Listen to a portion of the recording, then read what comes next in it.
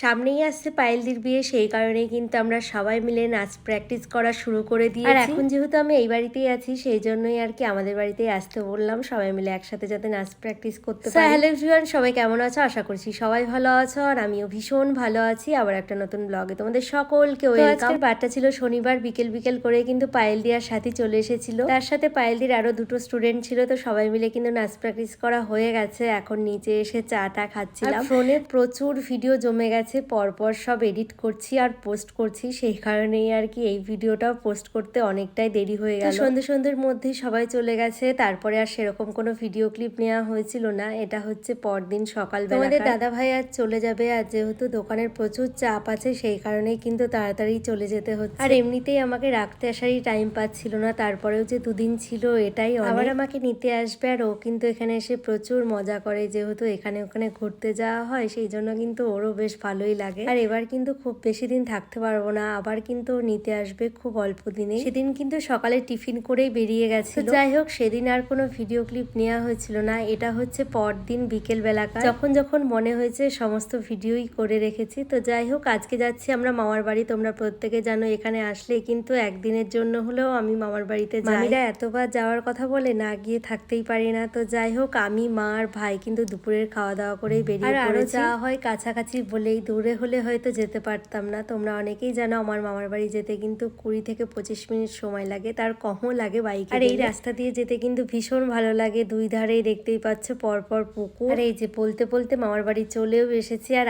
আসতেই কিন্তু রকির খোঁজ হয়ে গেছে। আর দেখে বুঝতেই পারছো রকি কতটা খুশি। অনেকদিন পর কিন্তু রকির সাথে দেখা। রকি তো খুশিতে একদম থাকতেই পারছে না। তো যাই হোক, রকিকে অনেকক্ষণ আদর করার পর আমরা কিন্তু পাশের দোকানে চলে এসেছি। আজকে একটা পুচকুকে দেখতে যাব, আমার মাসির ছেলে। আর প্রথমবার যেহেতু দেখতে যাচ্ছি, কিছু না নিয়ে গেলে হয়। আর মায়ের কিন্তু আগেই কেনা হয়ে গেছিল, তবে আমার হয়েছিল না, তো সেই কারণেই ভাবলাম এখানে এসেই কিনে নেব। প্রথমে যেই জামাগুলো দেখাচ্ছিল একদমই পছন্দ হচ্ছিল না, কারণ একদমই সফট ছিল না। আর যেহেতু একদমই বাচ্চা 15-16 দিনের, তো সেই কারণে একটু সফটের মধ্যেই খুঁজছিলাম। তো অনেকক্ষণ বাদে এই গেঞ্জি কাপড়ের যেই সেটগুলো দেখাচ্ছে, এগুলো কিন্তু ভীষণ পছন্দ হয়েছিল। তার মধ্যে এখন যেই জামাটা দেখতে পাচ্ছ, এটাই কিন্তু কেমন হয়েছে তোমরা কিন্তু অবশ্যই কমেন্ট করে জানিও। আর গলার ভয়েসটা শুনে বুঝতেই পারছো এখনো কিন্তু আমার ঠান্ডা লাগা সারেনি, তো সেই কারণেই কিন্তু ভয়েস দিতে প্রচন্ড প্রবলেম হচ্ছে। আর দোকানটা যেহেতু বাড়ির সামনে, সেই জন্য দেখতেই পাচ্ছ সব ভাইরাও কিন্তু চলে এসেছে। নতুন বিদায় বন্ধ হয়ে যাচ্ছে আমার ভিডিও করতে করতে ঢুকছে নাকি সম্ভবই চোখ একবারে বন্ধ হয়ে গেল, যে চোখ একবারে বন্ধ হয়ে গেল, যে ঘুম চলে এসেছে তো তাকাও। হ্যাঁ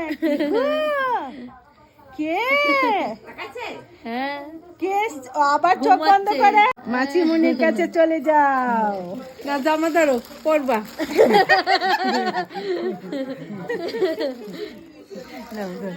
তো পুচকুটাকে দেখতেই পেলে, পুচকুটা কিন্তু একদমই ছোট, 15-16 দিনের। তো যাই হোক, আমিও কোলে একটু আদর করে নিলাম। তারপরে দিদার বাড়িতে অনেকক্ষণই ছিলাম, তারপরে কিন্তু এই বাড়িতে চলে এসেছি। আর এখানে আসতেই সাথী মেসেজ করলো ও ওর মামার বাড়িতে আছে, মানে আমার দিদার বাড়ির ওখানেই। তো পাশাপাশি যেহেতু দুজন আছি, সেই কারণেই বললাম বারবার দেখা করতে আসতে। তো ও কিন্তু চলে এসেছে। আর আজকে কিন্তু আমার বড় মামি করেছিল সরা পিঠে, তো সেটাই আর কি সাথীকেও দিল। আর এইদিকে কিন্তু ছোট মামি পুচুকেও খাইয়ে দিচ্ছিল।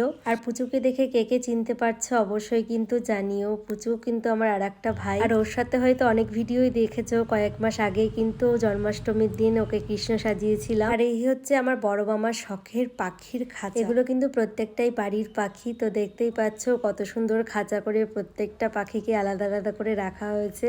আর প্রত্যেকটার নাম কিন্তু আমিও ঠিক জানি না। খাঁচাতে কিন্তু টিয়া পাখিও আছে। তো যাই হোক, আজকের ব্লগটা কেমন লাগলো জানিও। ভালো লাগলে লাইক কমেন্ট করে দিও। তো চলো আজকের মতো টাটা।